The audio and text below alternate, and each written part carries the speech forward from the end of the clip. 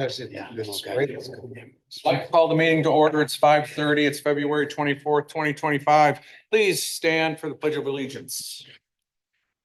Pledge allegiance to the flag of the United States of America and to the republic for which it stands, one nation under God, indivisible, with liberty and justice for all.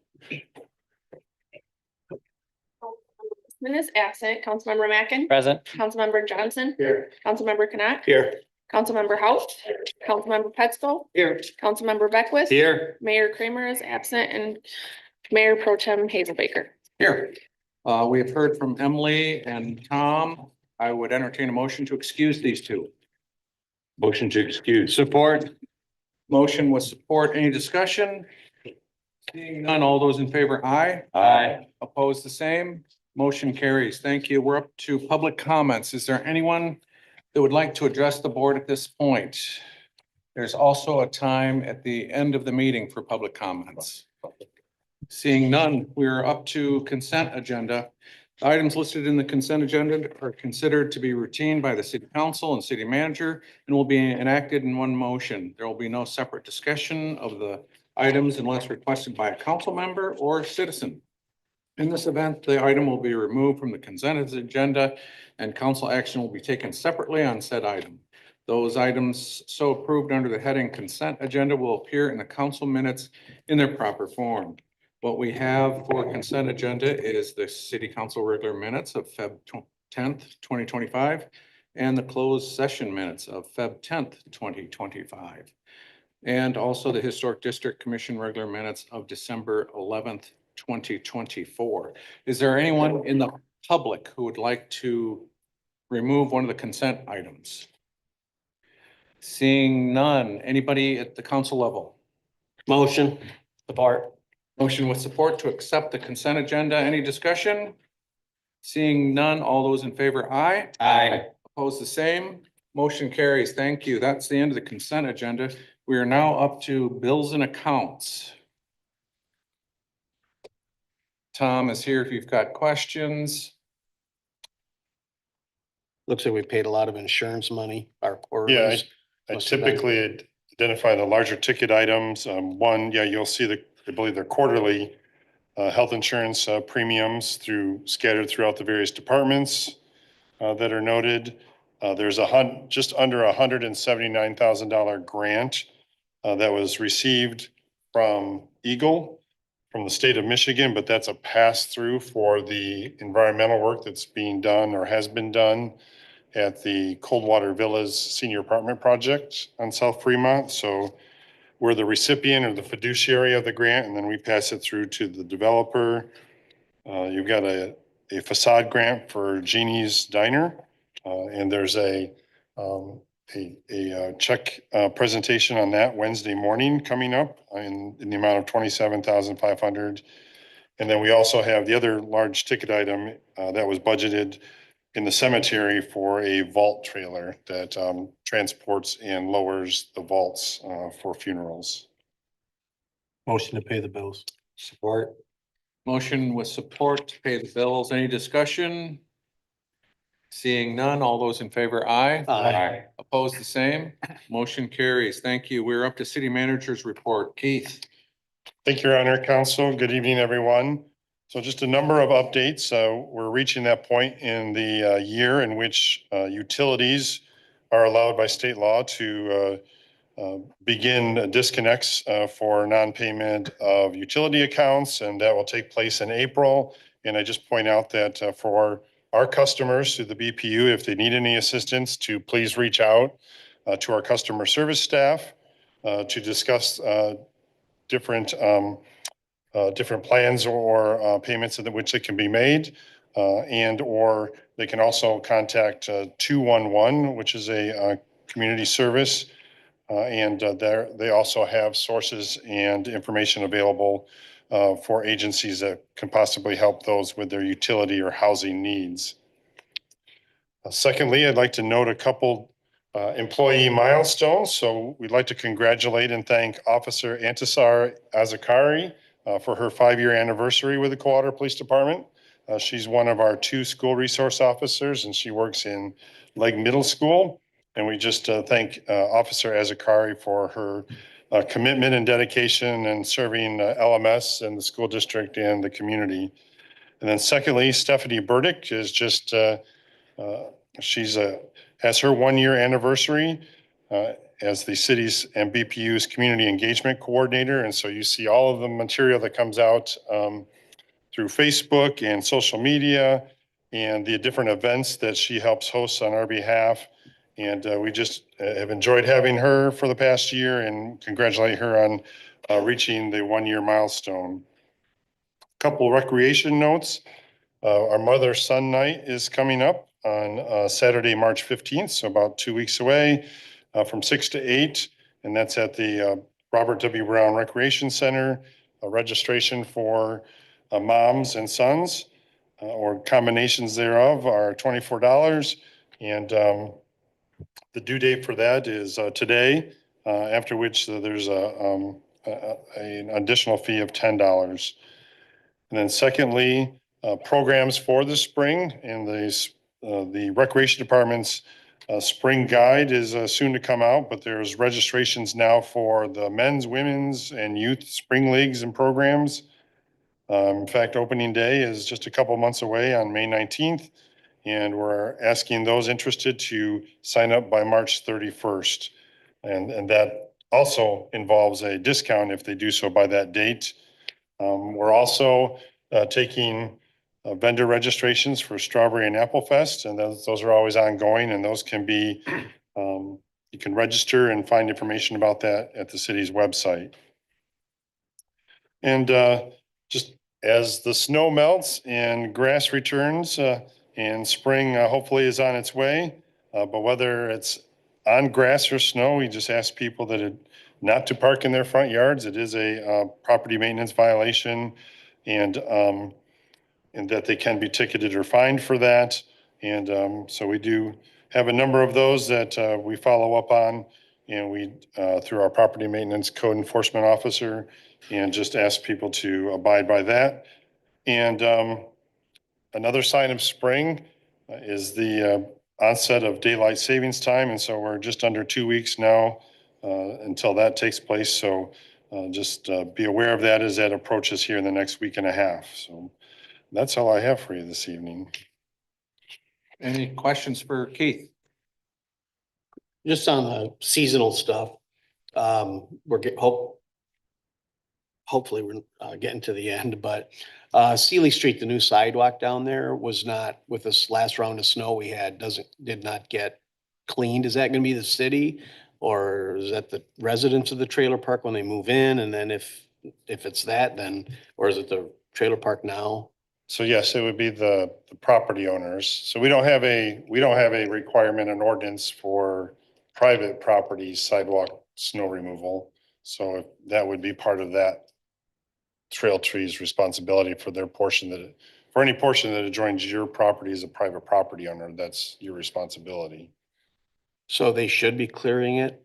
Yeah, Okay. but we don't have but there's no ordinance or enforcement when it comes to that. Any other questions? I'm looking for a motion to approve his manager's report. So move. Support. Motion with support. Any other discussion? Being none, all those in favor, aye. Aye. Opposed, the same. Motion carries. Thank you. We're up to number 5, letter from Aaron on the Economic Development Coordinator regarding redevelopment ready community. Aaron. Good evening, Mayor Pro Tem and Council. I am back once again to discuss redevelopment ready communities. We are at 79% complete until we are certified, which is fantastic. My portion this evening is just reviewing the economic development strategy and implementation plan. And that was in my letter, the 130-page spreadsheet. Down in the middle was Coldwater section. And it's just 9 different categories that I want to update you on very quickly. Objective 1 was to add upper floor housing, and we are doing that at GNR Real Estate at 22 West Pearl Street. They're going to begin construction in the spring with a ground floor commercial and 4 apartment units. Number 2 was an inventory map and available property. When I very first started here, I began this, and we do have it for the downtown area. So we have a full business and building inventory of what's available, and I continuously update that with businesses coming in and going out. Robert and I would like to have this be countywide with commercial and industrial, but that's quite a feat, so it's an in-progress job. Number 3 is retail and restaurant development. 2 Bandits did leave, opening that space up. However, we did see an expansion of El Taco Loco. El Cunado opened with their brick and mortar on Hudson Street and 12 in addition. And then I had in there 12 new businesses. That is incorrect, and I apologize. It is 8 new businesses in the downtown in 2024. And then I did introduce SBDC to the chamber director in the hopes that they would offer some sort of workshops or training or whatever to the downtown businesses. Chabot does offer and facilitate those as well for the historical community. Number 4, facade improvement program. Keith kind of rained on my parade here, but there is a check presentation Wednesday morning for Genie's for $27,500 as they completed their facade improvement in the fall for 14 West and 16 West Chicago Street, where they did tuck pointing, they fixed windows, updated painting, those kind of things. And then in the spring, we have 5 South Monroe and 40 South Hampton Street that are going to be finishing up work on their buildings. Number 5 was land acquisition and facilitation for additional residential units. And we have Western Meadows. The RFP was written and posted, and it closed on February 13th at noon. 6 was a possible partnership with Quincy on an RFQ. Now, mind you, this was written in 2018. I was employed by Quincy at this time. After talking with the village manager, this is probably not going to go anywhere. Redevelopment of the Fairfield Plaza as a multifamily area. I have been in contact with the current owner. I don't believe this is anything that he is interested in at the current time. Partnering with Union City on a canoe or kayak water trail. There's no current update available. And then improving walkability, bikeability, connectivity to the hospital and surrounding neighborhoods. I know that everything is quite walkable here in the community, and we have been working on a couple of easements that have been completed out on Willowbrook Road, and then sidewalk construction will begin in the spring there to connect the apartments to 12, making that safer for those folks that live out there in those apartments.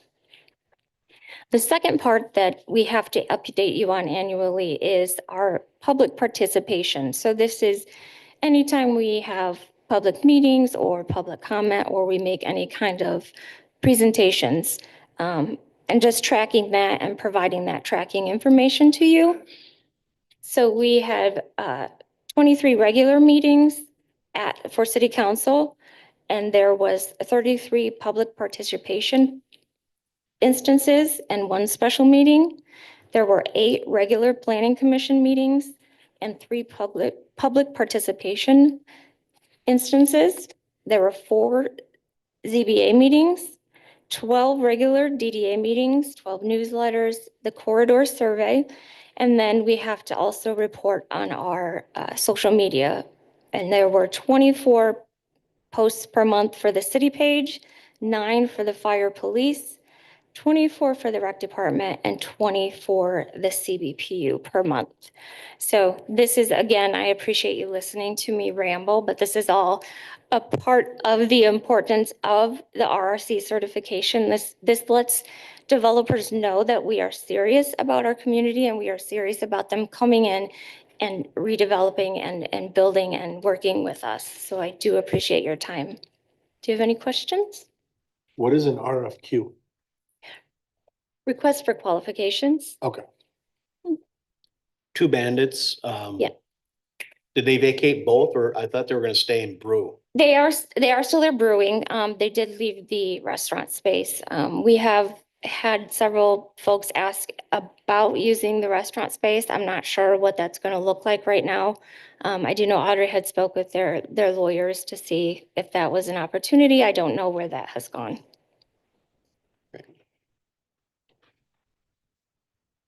Anything else? Okay, Thank thank you, you. Aaron.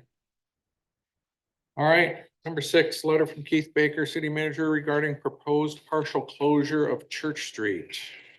Thank you, Your Honor. We received a request from United Methodist Church on behalf of St. Mark's Episcopal Church and First Presbyterian Church to close Church Street on Saturday, April 19th. The actual time in which it would be closed would be 8 a.m. to 1 p.m. And the event for a community egg hunt would be from 9 a.m. to 12 p.m.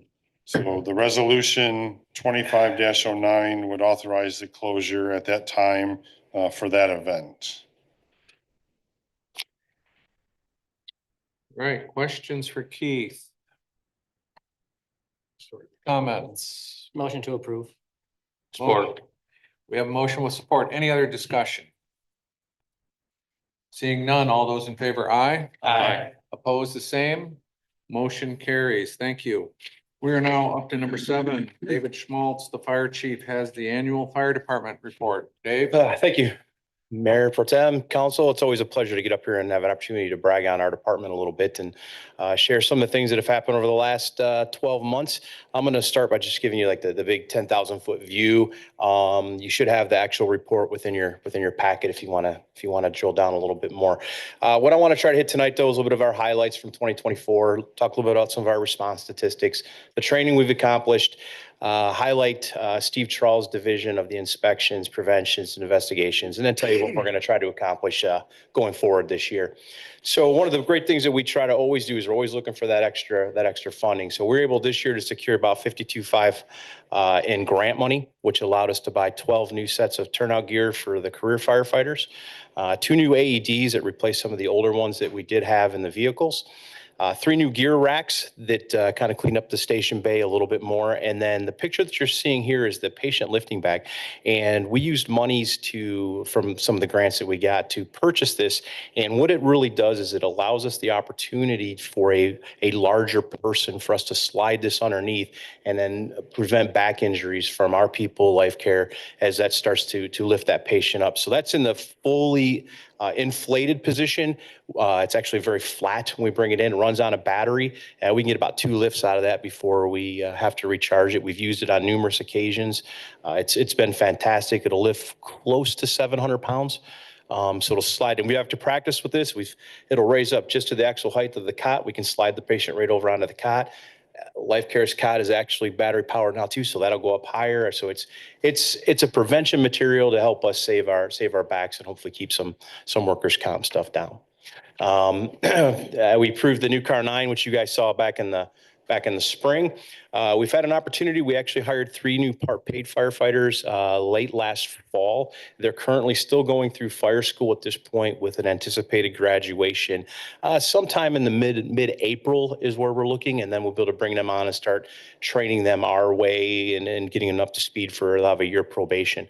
And then we've also had to replace a firefighter that left before his probation was up. He decided to explore other opportunities. He decided that the fire service really wasn't for him. So we replaced that position. And then off of last year's budget discussion, we added an additional firefighter to bring one of our shifts up to 5, which is so far it's been very beneficial. We brought them on at the beginning of January of 2025 here. So they're pushing about 2 months in, which has been great. So some of the response statistics that I'd like to show. So our overall total call volume was 1359 this year, which is pretty straight over from what we were the year before. But we're still on a more of a gradual increase. What I always want to point out, and I'll get more into the EMS, is so like in 2021, we're looking at 1480. Well, that was still part of the COVID stuff, and we were still running a lot of EMS. And at that point, I hadn't pulled back our responses to some of the facilities that have on-site medical personnel. So for example, we would run to the dialysis center a lot. They have medical people there. We decided not to start running to there, or say the Laurels. I felt that it was redundant for us to be responding to people that had at least the same level of us, if not greater. Now, with that being said, when Life Care is not available, they will call and request us to respond. So we will do that. But I believe that's why we were up that high on that statistic. So as we start to drill down, you're going to see as we look at the different types of calls that we do respond to. And the way I have this broken out is the way that we report to the federal government, which coming up this year, they have decided to change the whole reporting software. So I'm not sure what that's going to look as I start to break out the categories. But what I wanted to highlight, particularly on this one, is that, our total fire suppression, where we're actually putting water on something, we jumped up quite significantly over the last 2-3 years. So that's about a 15%, I believe, increase from last year, and somewhere around a 27% from 2022. Not 100% sure where I could stand up here and say what that exact cause was at this point without actually going back and really diving deep into the data. But we're doing okay. And then the other one I wanted to highlight down below was the false alarm, false calls. We've seen a decent jump in that.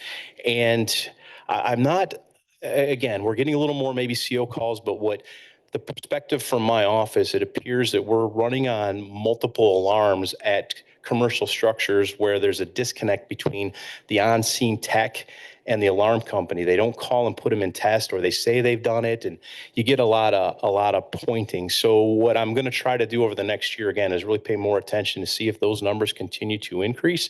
And if they do, and we're running on these because people are failing to do what they should be doing, we might come back as a recommendation to this group as to maybe some sort of fee schedule for that to take care of, and maybe try to tamp some of that down. Other communities do that, and it's seemed to be successful. But at this point, I don't think we need to jump the gun until we get a little more data on that. So this graph here is just kind of a overall view of what our fire suppression has looked like over the last 10 years. And as I said before, it's hard to pinpoint. It's hills and valleys, but we have noticed we're moving up a little bit again. So we're at the highest we've been since 2015 going forward here.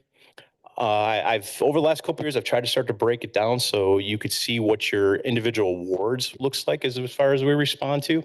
And for 2024, Ward 2 and Ward 4 seem to be our highest. I'm not surprised at those, simply because of what is located within those wards.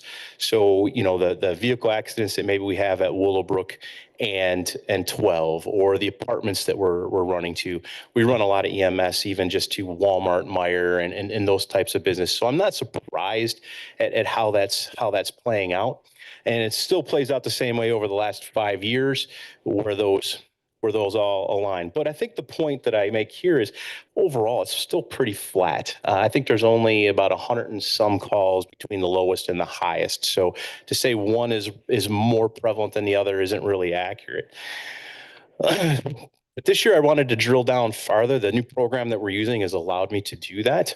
And the EMS responses, as you can see, is significantly higher, say in Ward 2, as opposed to Ward 3. And again, I think it's the same thing: more apartments, more population in that density area. And then our structure fires throughout the city is pretty straight across. I don't see one jumping out more than the other for that. So in my presentations before, I've never really hit a whole lot on the mutual aid, but now that we're running the automatic aids with Bronson and Quincy, I thought it was relevant that we kind of take a look at that. And I think you can see from both graphs that we're definitely receiving more mutual aid from Quincy than we're giving. And then Union City, we got that was a couple of the rural calls that we've had. And Bronson is still so new. I don't have real good data for that, but that will definitely show up next year. It's definitely working out well for us. We thank Quincy and both Bronson for the people that they send, and vice versa. So it's a good partnership that we've entered into. The townships, so this is Coldwater Township here, and we've had a significant increase running a Coldwater Township this past year. It feels, again, it feels like it's because we're doing a little more covering of life care out there for some of their EMS and their lift assists. And you'll see that in the graph to the side where we ran 14, I believe, lift assists and 7 EMS out there. And we'll run out there when life care isn't available and we get toned out. So we'll go out and try to shore some of that up. But definitely a significant increase when it came to Coldwater Township. For Girard, it's pretty flat, 35 calls both ways for Girard. And then the good intent calls, vehicle accidents, historically, those have been about the same. Same with the lift assist and then the EMS. So our EMS responses, surprisingly, we are well under the national average for fire service. Usually EMS responses equate to about 65 to 70% of overall calls for fire departments. We're about 55 to 56%. So we're about 50-50 EMS fire-related responses. And as I said earlier, you can see kind of where the spike was high, and that was more or less along the COVID. So I tend to try to throw that out as an outlier, but we stay pretty consistent in the 600 to 700 range for the last 4 or 5 years. For the different types of calls here, our cardiac arrests were down, which is always good. I mean, anytime we can reduce this stuff, it's a good win for everybody. The difficulty breathing stayed about the same. Lift assist stayed about the same, but I still think that's an issue, and I don't know how we can solve that as a society. We're getting a little bit older, and that's why we're having to buy those tools to keep us up and running. Firefighter injuries, thankfully, we've had no civilian casualties in the last 10 to 15 years. We did have 4 civilian injuries, and the majority of those came from the apartment fire that we had on Taylor Street last February, and the firefighter injury was actually a wrist burn from steam that we got on one of our calls. And lastly, we've saved a significant amount of property, close to $36 million, with only just shy of about $870,000 in losses. So the guys have done an outstanding job of protecting the property and taking care of everybody's safety. So response times, we'll tackle this real quick. So what I want to make a caveat on the response times is we do try to keep it under 4 minutes. I mean, that's always our goal. That's what we want to try to do to meet the NFPA standards.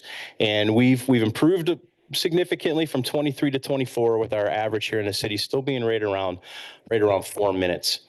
The turnout times, if you look down in the lower right, what the turnout time represents is the time from when central dispatch hits our tone to the time we go in service out the building. But what I want us all to understand is that this, I can't say for 100%, this is not 100% accurate. I actually think we're faster. And the reason we're faster is because we have that reaction time from the time we touch the radio to the time it hits the dispatcher, the time the dispatcher actually touches the button and when they touch the button. So I think there is definitely some variations in there because we've had instances where the guys have actually been pulling out and it shows our turnout time was 30 seconds. So it does vary. And I do believe we are faster than what the data actually does show. Excuse me. So training is a gigantic component of what the fire department has to do. We're always in a state of readiness, and the more times we can practice, the better we're going to be. ISO requires that we have about 192 hours of fire training alone for each individual, and we exceeded that immensely this year. In 2024, we had 423 hours. And the part that I want to mention about that is that was with even some of our people being off on injury leave for a month to 2 months at a time.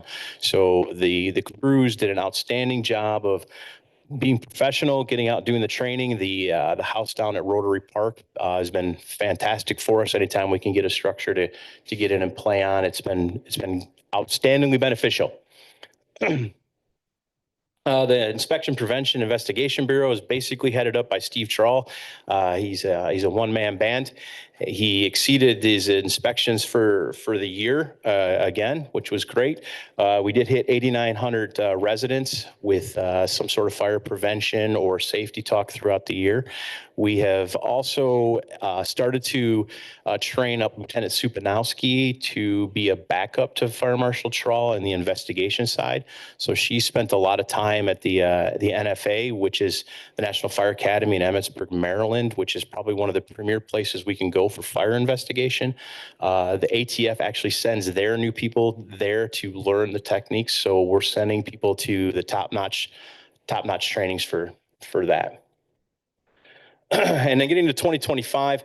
So what we really want to try to focus on this year again is trying to educate the public on the dangers of lithium-ion batteries.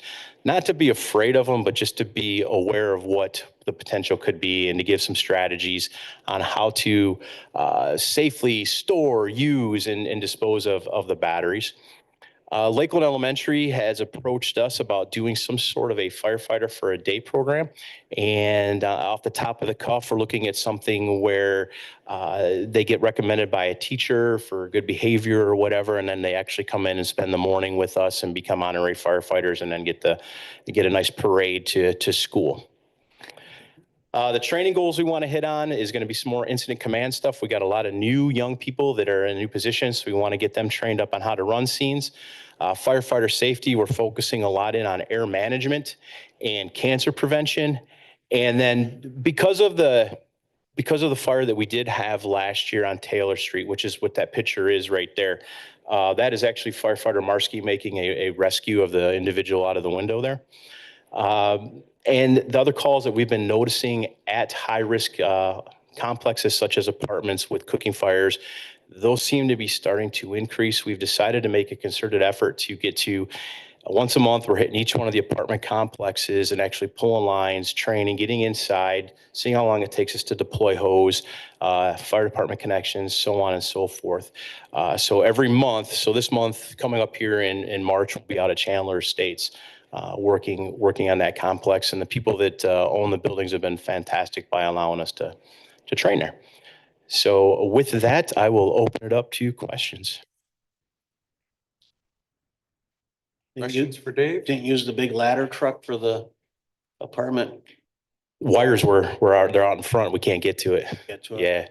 Yeah. So we had to throw ladders. We actually rescued 2 people from windows. Plus we had the fire down below. It got a little chaotic there for a while, but the guys did fantastic.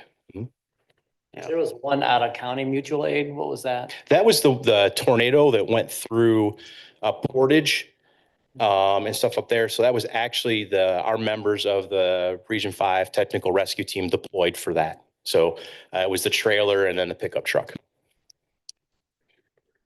The insurance company for the apartment complex that had the fire actually did submit, they're required, and they did submit a deposit for repairs, and they have been in contact with neighborhood services, and they're doing the planning for the renovations on that building. How many actuals in the city of Coldwater, structure fires, homes, businesses, maybe garages or something? 50. We had, because I just looked at it, was Up, isn't it? we were 48 last year, 50 this year.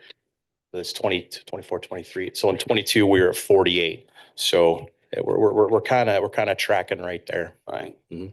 And then when are we running what vehicle are we running out when we run out to the townships and Girard for lift assist and all that? It all depends on our staffing, right? So as of right now, so if I have if I have 4 people on duty, we'll send the engine out there to keep the squad back to handle the medicals.